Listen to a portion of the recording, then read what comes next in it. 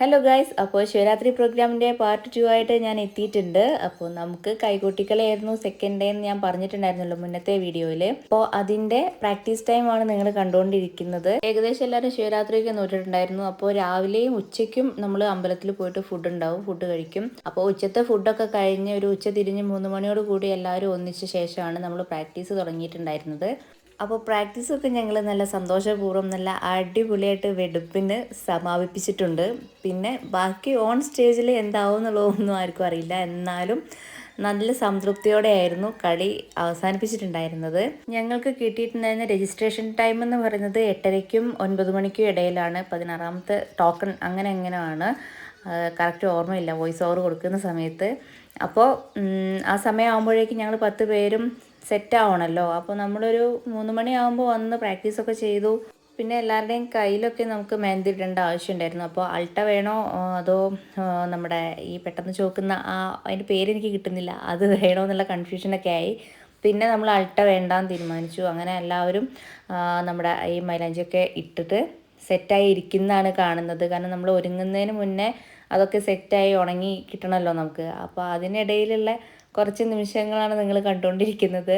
അതായത് ശരിക്കും പറഞ്ഞാൽ ഞങ്ങൾക്ക് മിസ് ചെയ്യുന്നുണ്ട് ഈ നിമിഷങ്ങളൊക്കെ. ആ ഒരു സമയം നമുക്ക് വളരെ എൻജോയ്മെൻ്റ് ഉള്ളൊരു സമയമായിരുന്നു കേട്ടോ. പ്രാക്ടീസിൻ്റെ ടൈം ആയിക്കോട്ടെ, ഈവൻ പ്രോഗ്രാമിൻ്റെ ഇന്നത്തെ ഒരുക്കങ്ങൾ വരെ. ഇനി നമുക്ക് ഗ്യാപ്പ് ഉണ്ട്, പെട്ടെന്നൊന്നും ഒരു പ്രോഗ്രാമും കാര്യങ്ങളൊന്നുമില്ല. ഇതായിരുന്നു ലാസ്റ്റ് ഉണ്ടായിരുന്നത്. അപ്പോൾ അത് നമ്മളിങ്ങനെ എൻജോയ് ചെയ്ത് സെറ്റായിട്ടുണ്ടായിരുന്നു. അപ്പോൾ ഒരു 8 മണിയോട് കൂടി ഞങ്ങളെല്ലാവരും ഒരുങ്ങി പ്രോഗ്രാമിന് പോകാൻ സെറ്റായിട്ടുണ്ടായിരുന്നു. നമ്മൾ കുറച്ച് പേര് കാറിലും കുറച്ച് പേര് ഓട്ടോയിലൊക്കെ ആയിട്ടാണ് നമ്മൾ സ്റ്റേജിലേക്ക് പോയിട്ടുണ്ടായിരുന്നത്.